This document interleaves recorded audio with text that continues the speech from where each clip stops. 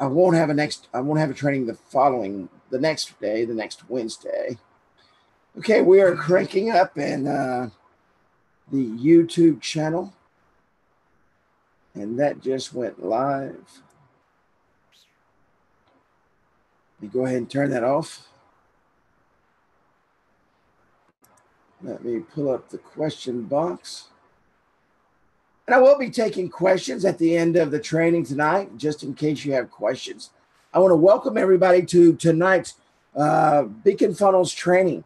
You know, it's such an honor, and I consider it an honor that you take time out of your busy schedules to come to educate yourself, to build your business, to take you to a place that you truly want to go. You know, it's everybody's dream. I remember growing up. All I wanted to do was to own a big glass building downtown Dallas. I live just outside of Dallas, Texas. And I grew up in the Mesquite, Texas area. If any of you are from, been to Dallas and familiar with the area, I grew up in Mesquite, Texas, and went to school there, moved from there in the third grade. But that was when the big boom was going on. That's when all the big buildings really started to be developed. All the big highway interchanges, 635, and those big interstates really started popping up, the loops around Dallas. And the big glass buildings started popping up everywhere. And I'll never forget, I used to tell my mom every time we used to drive through Dallas, I said, you know, Mom, one of these days, I'm going to own one of those big glass buildings. And that hasn't happened yet, I will tell you. I've kind of changed to a different direction. I've had several offices in some of those big glass buildings. So I made it, I guess you could say, halfway. But who is Kerry Miller? You hear me speak. Many of you have heard me speak for years. Many of you have been to trainings of mine. Most of you have found me on YouTube. That's usually how people find me, is through YouTube. They track me down and we talk on the phone and share. I had a guy call me from California the other day, and it was kind of funny, and it was kind of emotional also. As soon as I answered the phone, he started crying. And I said, dude, are you okay? And he said, I've listened to you for years, and I've always wanted to actually talk to you. He said, you've been such an inspiration in my life in building my businesses. And that made me feel really good, because I have learned over the years, it's not really about me. Building a business isn't about you. Building a business is about everyone around you, the businesses that you can help, the shops that you can walk into and there's no traffic, and you can start talking to them and carry on a conversation. And you know that as you talk, they're desperate to get their business off the ground. They're desperate to have customers come in, and you can hear that and you can see that. And you'll learn to ask questions as you go. The most important thing I tell people when they go out and they start building their business is go out and learn. Don't sell anything. Just go out for the first few days and talk to people. I was in a restaurant yesterday. The restaurant's been open for a couple of months. The building that is there has been occupied probably, gosh, I've lived in Commerce, Texas, just outside of Dallas for 20 years. And there's been many businesses there, and none of them make it. It's because they have no traffic in that area. So I thought, well, let me stop in. It's a fish restaurant. I love fish. And I stopped in, and I was the only customer in there. And excuse me. And as I ate, I thought, man, this food is really good. The quality of the fish was real good. I had catfish and shrimp. And they had the best cocktail sauce I had ever put in my mouth. And it was amazing. And I hate cocktail sauce. I mean, I absolutely don't even put it on my plate because I don't want it. And so I called the owner's father over, and I said, do you guys make this cocktail sauce? He said, we do. And I said, it's the best I've ever put in my mouth. I said, do y'all have much business? See, I'm starting a conversation now. And he said, no, business is real slow. I said, well, are you the owner? He said, no, that's my son. And so I started learning about the business, and a couple more people walked in. And so I was able to talk to some of the customers. This was also their first time in. and they absolutely loved the food. So I was taking notes, and they had no help. The customer engagement was terrible. The father, who was probably in his 70s, was waiting the tables, and he was doing everything he could with what he had. But I thought to myself, this business is going to fail if they don't have some intervention. And so I've got an appointment with his son tomorrow at 12:30. I talked to the father, but I talked to the customers that were there. I wanted to see and get a lay of what they thought of the restaurant. And they absolutely loved it. They both got shrimp cocktails, and they said it was the best they'd ever had. So I'm starting to put two and two together as I evaluate. And I hope you're listening to what I'm saying. And I know my voice is a little rough, because when you go out to do these things, and as you learn what I do, and I share with what you do during this, Who is Kerry Miller, I want to be throwing out these golden nuggets as I go along, because this is exactly how I operate. This is how I've built 6 and 7 figure businesses doing the exact same thing. And you can do the exact same thing if you just follow the path. After realizing that all they needed was some help driving traffic, I talked to the father, and I set up an appointment with his son tomorrow. And it's my hope, and we can literally do this. We can literally set up a marketing campaign for this restaurant for about $300 a month. And I mean, that's nothing. You know, to walk into a business should spend about 10% of their gross income on marketing. And you should always ask that question. I will ask the question to his son tomorrow. What percentage of your income are you spending on marketing? Most people don't know. And I know that's kind of, you think, wow, they're in business. They should know exactly what they're spending. Most businesses don't know what they're spending on marketing, because most of them aren't spending anything on marketing. So 10% is what, if they were making $3,000 a month, which they're making more than that. If they're not, they definitely won't make it. But 10%, if they're making $3,000 a month, is roughly $300.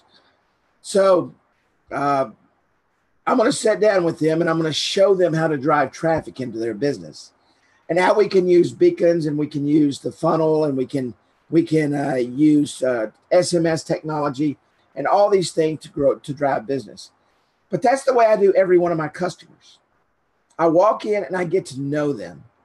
And I walk around the business, and in this instance, I sat there and I just looked. I looked at the tables.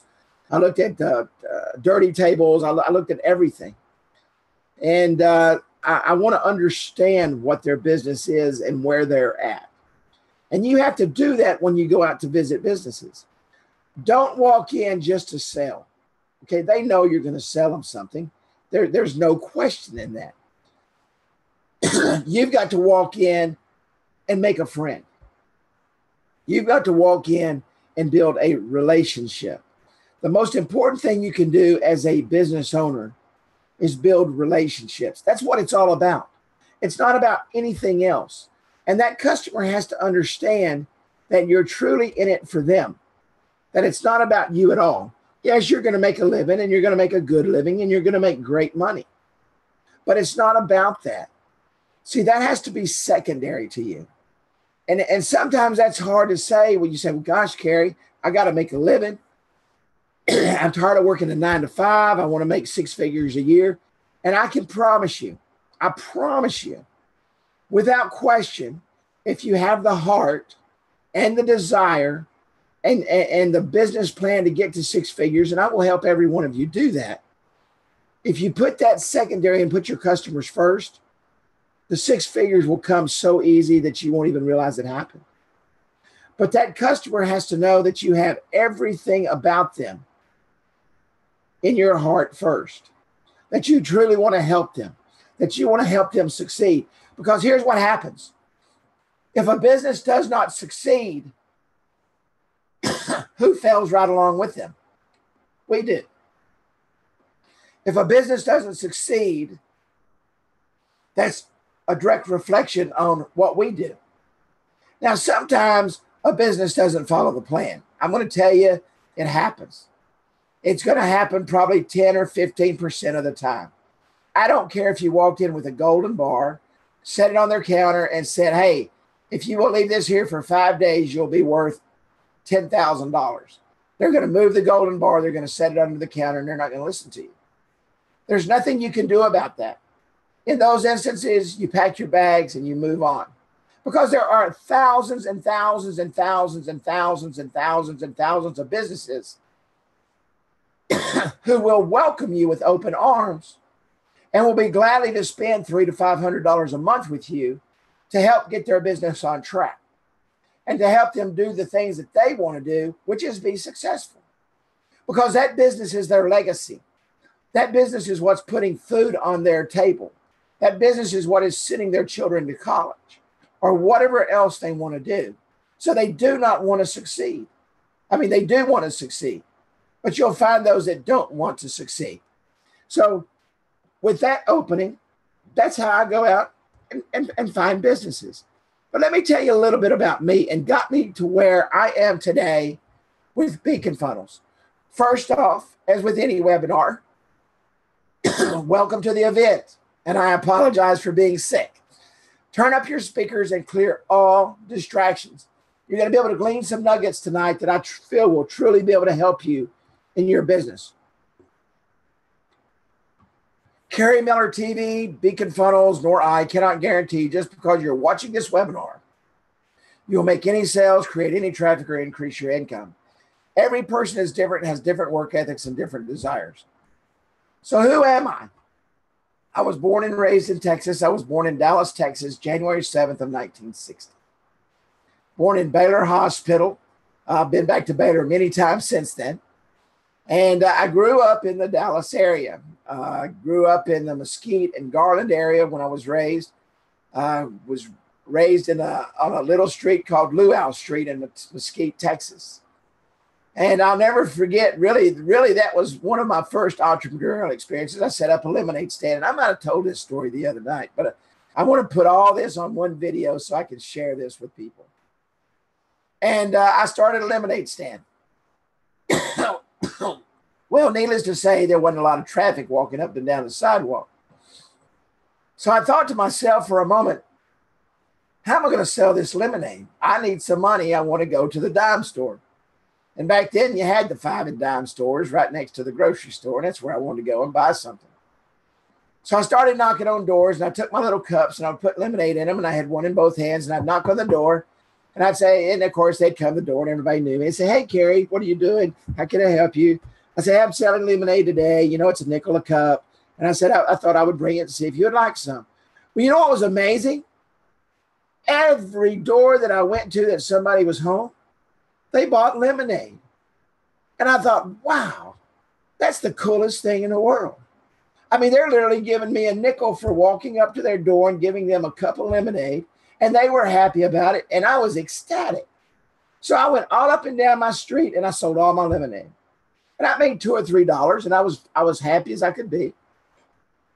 I went in and told my mom. Now, granted, now understand I was like 5 or 6 years old. And I went in and told my mom, I said, I'm going to walk to the store. Now you're probably thinking, oh my gosh, 5 or 6 years. It was 1 block away. And back then you could walk to the store. And so I walked to the 5 and dime and I stopped at my neighbor's house and got my little buddy and he went up there with me. And we bought some candy and we came home. Best earning experience of my life was going door to door selling that lemonade because it taught me that if you will open your mouth, people will listen. And if they have what you want, they will pay for it. So then as I grew up, I started working for my dad in his restaurant at 7 years old. Just big enough to crawl up on a milk crate and wash dishes. And yes, I got paid. It was a paying job and I did it every single weekend. And I loved going in and I loved learning about the business. I loved learning about the restaurant business and seeing my friends every single weekend. I mean, it was just like the best thing in the world because not only did I, and I realize this today, I didn't realize this then, was I getting the best educational experience in business I could ever get, but it was the greatest social life that any kid could have. I don't know if if any of you know anything about wrestling at all, but back in those days, we were right around the corner from the Sportatorium. My dad's restaurant was. And the Sportatorium was where wrestling was really born. I mean, I can't remember what it was called back then, the National NWA, I think, National Wrestling Alliance or something like that. But there was Fritz Von Erich and Wahoo McDaniels and Blackjack Mulligan and all these superstars. And those guys would come in on Sunday after their Saturday night wrestling matches. And I never could understand it because they beat the crap out of each other on Saturday night, and then they come in on Sunday and they were all buddies. But they were my best friends. The Von Erichs, Fritz Von Erich, he had his boys, Kerry and Kerry and I were good friends. We all grew up together, and we actually got a German Shepherd from Fritz Von Erich, and it was a kin to Ren Tin. I mean, it was just an amazing childhood. But what was important about it is I was learning experiences at 7 years old that I've never forgot. I was learning people skills that have never left me. Number one, I learned to be polite. And I learned that person is the most important person in the room. It wasn't me. My parents taught me to say yes, ma'am, and no, ma'am, and yes, sir, and no, sir. And that was the only thing that I said. Yes, sir. Can I help you? Yes, ma'am. Can I help you? No, ma'am, we don't have that today. And that was very important because it taught me to be respectful. And so today, when I walk into a business, I'm very respectful of their time. I'm very respectful of their space. And I'm very respectful of what they are doing and where they're wanting to go. And I'll never forget, my father, he wasn't he wasn't a hard person as far as work goes. But I'd reach down in the dish tray and I pull my hand up and I cut it on an ashtray that had been broken in the water. And it literally, I still today, I've got a 1-inch scar on my thumb. And he took me in the back. And back in that time, the restaurant was inside a pharmacy. They took me in the back, and the pharmacist put some little butterfly stitches on my hand. And I laid down for a little bit. And about an hour later, my dad come back. He said, hey, the dishes are stacking up. He said, do you feel like coming back up and going back to work? Well, I knew what that meant. It meant get off your butt, and it's time to go back to work. So I put a rubber glove on my hand and I went back to washing dishes. See, I learned something from that. I learned that I had a responsibility, that my job was to wash those dishes. And in order for the entire operation to work, they had to have dishes. So my dad made me feel like I was the most important person at that restaurant. Because if he didn't have dishes, they couldn't put the food on the dishes and serve the customers, and therefore couldn't make any money. And as I've thought about that after all these years, I thought, man, what a great lesson I've learned. What a great opportunity that I had to grow up in that environment. So working with my dad at 7, and I did it for years. And when he eventually moved to my hometown where we moved to when I was about 9 years old, and I worked at his restaurant all through high school. My first business venture on my own without any help was at 15 years old. Another great lesson in my life where I've never forgot it. And I was going to sell products door to door, basically. And I was at this seminar, and the guy that was standing before me, he was immaculate. I mean, he stood tall and he was proud and he was very professional. And he said, okay, it came to lunchtime, and he gave us all a task. And I want you to listen to what I'm going to say, because every one of you have a task every day if you want to be successful. Your task is to take your product and go out and share it with as many people as you can, to pick up as many customers as you can so that you can build your business. Well, he gave me a task, and this was the most important lesson that I could have learned at 15. He passed out pencils to everyone in the room. And as he passed out those pencils, I thought, well, what the heck is he giving us a pencil for? And so as he passed those out, when he got done, he said, I want everybody to go out at lunch, and I want you to sell your pencil. It was actually a fountain, not a fountain pen, but like a big pen. I call them pencils. So just to get the confusion out of the way, it was a big pen, but to me it was a pencil. But so anyway, I had this pencil in my hand, and I said, I got to go sell this. Well, I went to lunch with some of my buddies, and we went to the restaurant, and I thought, hey guys, we got to go sell this pencil. They said, we're not really got to sell. I said, dude, the guy said to sell the pencil. We got to sell the pencil. You see, I had learned early in life that when someone of authority said, hey, go do something, and it was important enough for them to tell you, that you took heed in that and you went out and did it. Why? Because he was successful. And I always was taught, and my grandfather used to tell us this. My grandfather was a great, great businessman. He was an accountant for Woolworth and then opened up a chain of 5 and dimes all across the state of Texas. But he used to tell us all the time. He said, if you follow success, you'll be successful. If you follow failure, you will fail. So I'm thinking about this as I'm sitting there listening to these guys. I said, I don't know. We don't want to do that. I said, I'm going to go sell my pencil. So I started, and fortunately we were in my hometown and I knew everybody. And I started going up to a couple of tables. I said, hey man, I said, I'm at this seminar and this guy said, we need to really sell this pencil. I said, it's a really nice pencil. It's got a cap on it. I literally explained the entire pencil to him, the big pen. And I said, you can take the cap off and you can put it on. I said, you don't have to click it and it writes every time. And one of the guys sat there and said, carry here, I'll give you $1 for it. I was ecstatic. I was jumping up for joy. I sold my pencil. And so we all go back to the webinar, to the seminar. And I'm sitting there and I'm thinking, gosh, man, I'm so thankful I sold that pencil. I know the only 2 people that didn't sell their pencil was the 2 idiots that I was with. And so the guy comes in and he stands before the crowd. And he said, everybody have a good lunch. And everybody, oh, yeah. Everybody was excited and fat and full.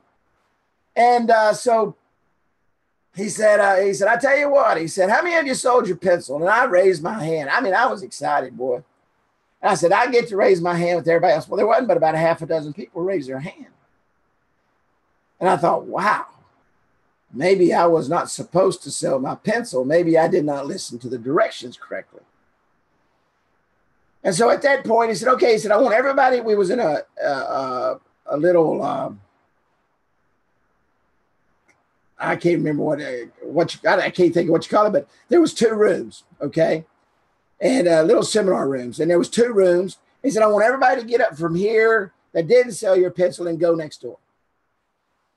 Well, there was about half a dozen of us sitting there, and I thought, well, I'm done. I might as well go home. And about 15 minutes later, he come back in. He said, okay. He said, is everybody ready to get started? And I'm thinking, we'll get started doing what? And he said, I just want to thank everybody for going out and following direction. You show today that if you're giving guidance, that you can make it happen. And he said, I've dismissed everyone else because they couldn't follow direction, couldn't follow guidance, and didn't sell their pencils. And I thought, whew. And I learned something very, very important that day. Pay attention to those who have had success. And if you do that, success is more likely to come your way. So he started his presentation and he showed us how to sell the product. And I was so excited. And of course, I was only 15 and I had to take some papers home for my mom to sign. And I took them home and we had another meeting the next weekend. And I brought my papers to him and I was all good to go. And I started selling products to people, just like I sold that lemonade at about 5 or 6 years old. I was going door to door and I was very, very happy about that. And I was also a musician. I played music. I posted a video not just a few weeks ago on my site where I was playing the drums. We had a reunion. And the guys that I played with, I hadn't played with in 20 years. I was a drummer. And at 18 years old, I was playing music and playing every night, 5 nights a week with a band. And this was during the Iranian hostage crisis.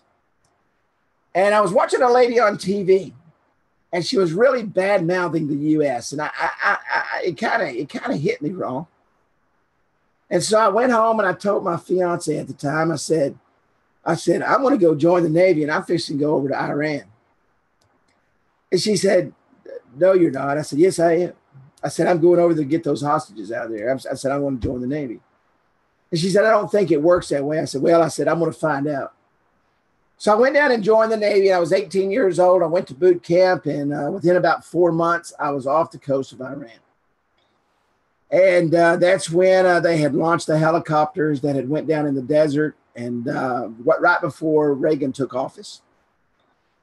And I was very proud of what I was doing, because I felt like I had purpose. And all my life, I was taught, have purpose in life, because that's what's important. Have purpose in life and help other people. And that was ingrained in me. And as history shows, Reagan took office. He said, let him go or we're coming in. And they let him go. And I finally got to come home. And I took that experience and I spent 18 years in the Navy. I was starting another business, so I wanted to get out of the Navy. I took what was called an early out. An early retirement is what they called it. They were downsizing at the time, and I took advantage of that. I made chief. I made E7 in 7 years, and I was very happy. I was in Navy recruiting. Ran the western half of North Carolina for Navy recruiting. Loved every minute of it. All of our schools were written all of our Navy recruiting schools were written by the Zig Ziglar team. So the schooling was absolutely phenomenal. So it really helped me to become even better at what I was already good at, which was sales. And I've been an entrepreneur and a business owner my entire life. I love working for myself. But more importantly, I love helping other businesses. I thrive on sharing with people and helping them to grow. That's why it's important to me, and I said this in the beginning, for you folks to come out on Tuesday nights to training. And for those that come to our Wednesday night trainings for training, and those that I have had the opportunity to teach around the world to be successful and grow 6- and 7-figure businesses. That all stemmed from being this little 5, 6-year-old kid knocking on doors, selling lemonade, and getting an excitement and getting a burning in my belly to really succeed, to be something more than I ever thought I could be. And that was an entrepreneur. You see, I believe there are two kinds of peoples in this world. There are entrepreneurs and there's hobbyists. Entrepreneurs have a burning desire in their heart, and nothing will stop them. Nothing will get in their way. Nothing will stop them from waking up in the mornings and hitting the street and sharing their product or their program with a business that they know they're going to be able to help, that they know they're going to be able to rise up and take them to a new level, that they know that they're going to take a business that's probably failing and turn them into a success story. And that's the most important thing about being an entrepreneur, is taking what you have and helping others. In 2012, I owned, in 2010, 2011, I started a roofing company. And now let me, for disclaimer's sake, I am not a carpenter. I can't drive a nail. I don't know how to read blueprints. I don't know how to do any of that stuff. Okay. I was a businessman. I had 2 sons that were roofers, and both of them understood the roofing side of the business, and I understood the business side of the business. So I called them on the phone one day. I said, guys, let's start a roofing company. I said, there was a hailstorm over in Rowlett, Texas. My one son, he was working for my nephew in Alabama at the time. And I said, they just had a hailstorm. I said, will you come home and inspect some roofs over there and tell me if we can start a roofing company with the storm that hit? So my son, Brett, he left Alabama. He drove straight through. And the next day he met me in Rowlett. Now, both of my boys have the true entrepreneurial spirit. When opportunity calls, they're there. And so we met over there, and my boys started knocking on people's doors and said, hey, you know, they had the lingo down and they were getting on roofs. And after about 3 or 4 roofs, my son, Brett, he called me on the phone. He said, Dad, he said, this is a gold mine. He said, let's do it. So that day we launched our roofing company, the American Roofing Group. And the first year we did $100,000, which I thought was awesome, you know. And so we did $100,000, and but I knew there was more. I knew there was more out there. I knew there was more to be able to do. So what we did is we figured out how to take SMS technology, texting, and build a business. And at that time, that's when I came on board with the mobile web app company that I train for now.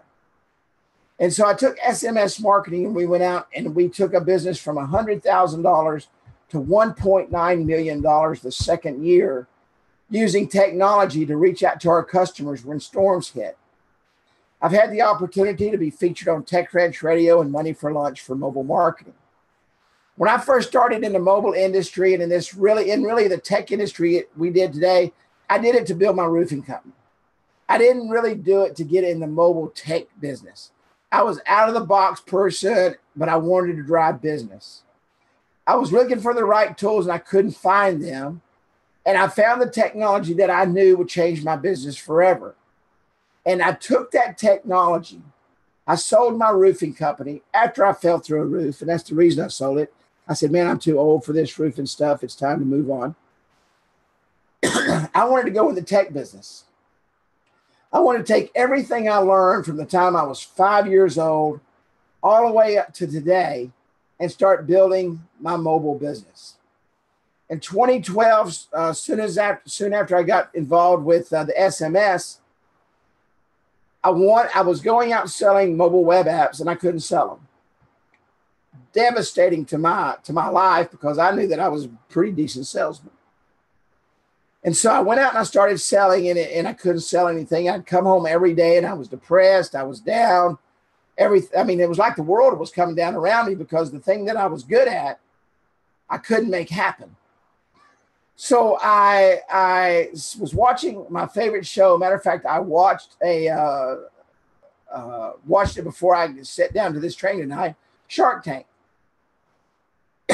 And on Shark Tank, this guy was talking about a mobile business card, and Mark Cuban basically told him that it wasn't any good, that it wouldn't go nowhere.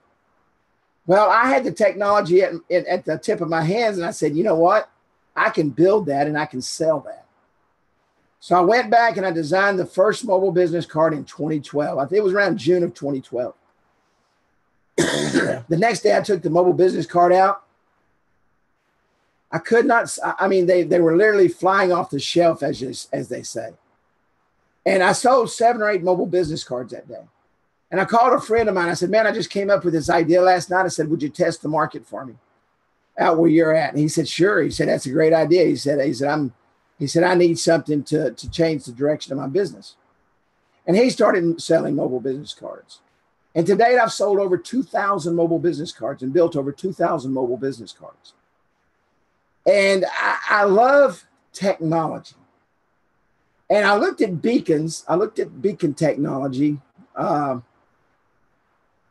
just about 2 years ago. I had a guy call me and said, hey, look at this. He said, I think you can do something with this. And I didn't like it. You had to download a bunch of wallets and all this other crap. And it just didn't work for me. And so I said, no, that's not for me. But I kept my nose to the ground and I watched and I listened and I paid attention to what was going on.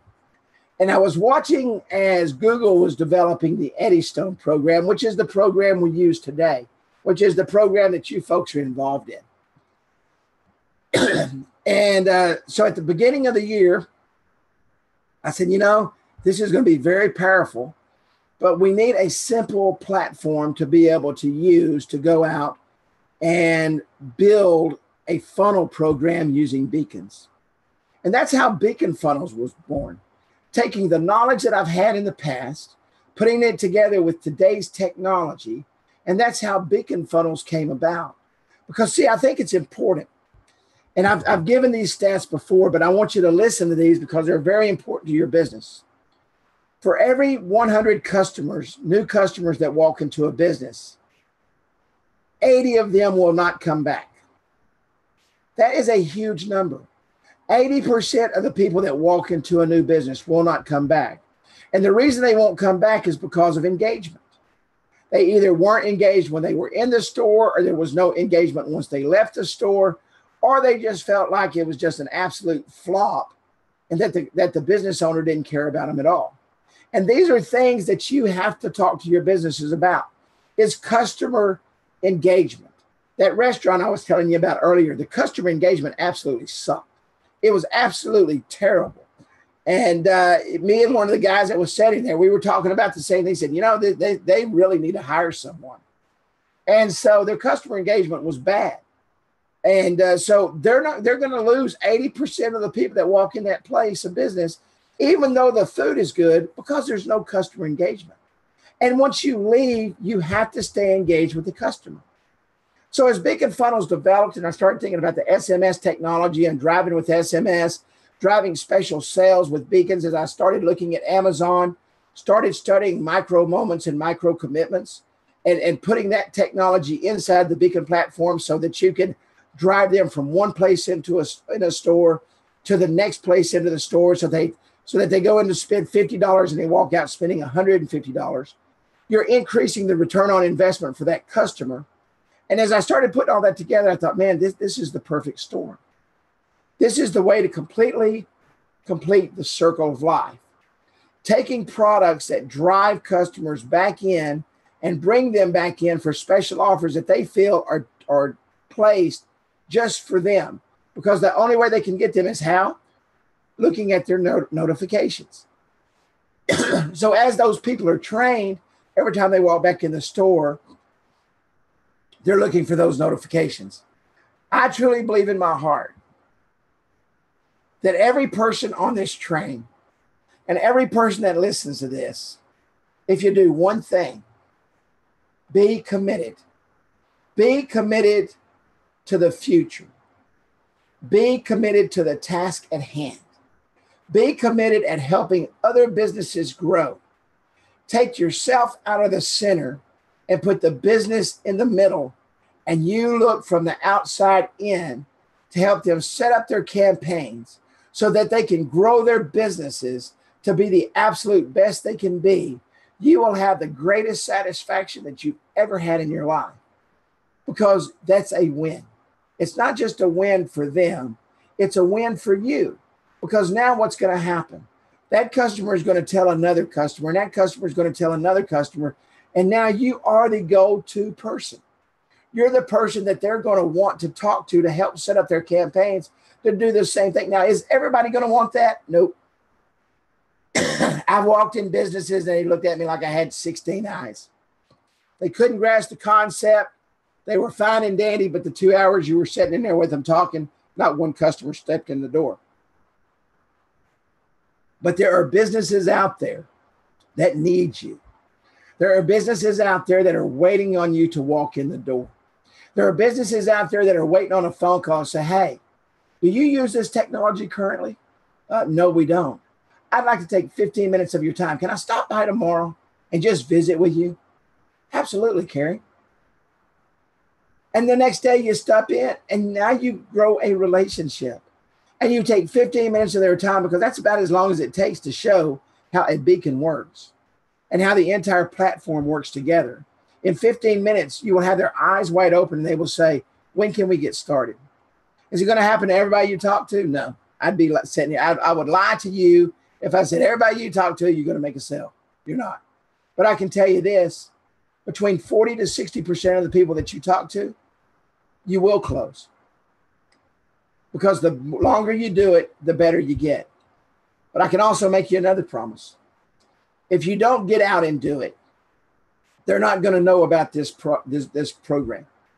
If you don't get out and share it, they're not going to know who you are. If you don't get out and demonstrate what you have, they will never know how it can help their business. So everything all falls back on who? It falls back on us. You see, we have, as entrepreneurs, we have a responsibility to the small to medium business market. That is the backbone of America. Without small to medium businesses, we don't have the jobs in this country that we truly need. We're not sending our children to college. We're not doing the things. We're not we're not helping the charities that need to be helped. We're not doing the things that need to be done because small to medium business is the backbone. So it's our responsibility as entrepreneurs to come up with systems, to come up with ways to help these entrepreneurs who built the brick and mortar businesses, to help them bring customers in, to help them sell more product so that we can do what? So that we can bring them together as a group and show them that success is truly there. There's nothing any worse than a business shutting the doors. I've had several friends over the years who have shut the doors on their businesses, and it's absolutely devastating. I mean, it's probably one of the worst things that can happen to a business owner is to realize you're not going to make it. Now, sometimes the market's not there. Sometimes the product just wasn't the right product. There was no proof of concept. It was something that people just really, just because you want it doesn't mean everybody else wants it. So there are alternative factors that weigh on that. But businesses that are selling your clothing, businesses that are selling food, businesses that aren't just in a niche market, but they're reaching out to the entire market. Those are our customers. And it doesn't matter what they're selling. If it reaches out to the broad market, they need to bring customers in their store to make those sales. It is our responsibility as entrepreneurs to help them do that. You have to be committed every single day. You have to have that burning desire in your heart to get up and make it happen. With that said, it is my hope that if you ever have any question at all, please ask. I'm probably the most available business owner in the world. I mean, many of you on here know that. We talk every day. You reach out via Facebook Messenger or text message. And I'm available and I answer. I don't pay somebody to answer the phone for me, and I don't pay somebody to answer my messages for me. I do that because you are important to me. You are the person that's going to help me help another business. You see, we're partners in this together because we get to help others. With that said, I want to thank everybody.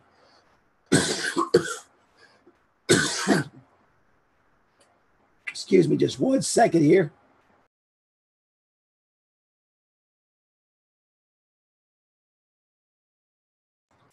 Us together, we can go out and change businesses forever. All we have to do is make it happen. I hope everyone has an absolute wonderful holiday as the holiday season is upon us. A great Thanksgiving with your family. I'm looking forward to spending Thanksgiving with my mother this year. And we will see about next week, depending on what the feel is. I know, excuse me.